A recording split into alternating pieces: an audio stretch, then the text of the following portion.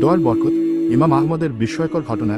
ইমাম আহমদ ইবনে হাম্বল রহমাতুল্লাহ আলাইহি, যিনি ইসলামের একজন বিখ্যাত আলেম ছিলেন, একবার ভ্রমণের সময় একটি শহরে পৌঁছালেন। তিনি খুব ক্লান্ত ছিলেন এবং মসজিদে রাত কাটানোর সিদ্ধান্ত নিলেন, কিন্তু মসজিদের দ্বাররক্ষী তাকে থাকতে দিল না। অনেক অনুরোধ করার পরও তিনি রাজি হলেন না। ইমাম আহমদ তখন বাধ্য হয়ে মসজিদের বাইরে উঠোনে শুয়ে পড়লেন। সেই সময় এক রুটি বিক্রেতা দূর থেকে এটি দেখতে পেল। সেই ইমাম আহমদকে ডাকল ও বলল, হুজুর, আপনি আমার বাসায় আসুন, আমার সামান্য ঘর আছে, সেখানে থেকে যেতে পারেন। ইমাম আহমদ বিনয়ী ছিলেন, কিন্তু রুটি বিক্রেতার আন্তরিকতায় রাজি হলেন।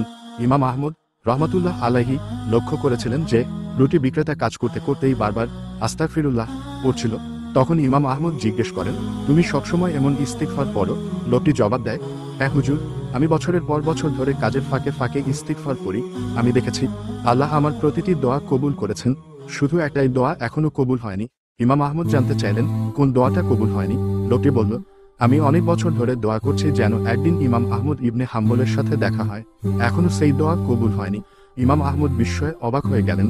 এরপর হেসে বললেন, সুবহানাল্লাহ, আল্লাহ তোমার দোয়া এমনভাবে কবুল করেছেন যে ইমাম আহমদকে তোমার ঘরে নিয়ে এসেছেন। এই ঘটনা প্রমাণ করে, যদি তুমি আল্লাহকে ডেকে যাও, তবে তিনি তোমার জন্য আশ্চর্য উপায়ে রাস্তা খুলে দেন। তুমি যখন আল্লাহর উপর ভরসা রাখবে, তিনি তোমার জন্য দরজা খুলে দেবেন এমনভাবে যা তুমি কল্পনাও করতে পারো না। তাই দোয়া করা কখনোই বন্ধ করো না, কারণ হয়তো আজ, হয়তো কাল তোমার দোয়া কবুল হবেই, ইনশাআল্লাহ।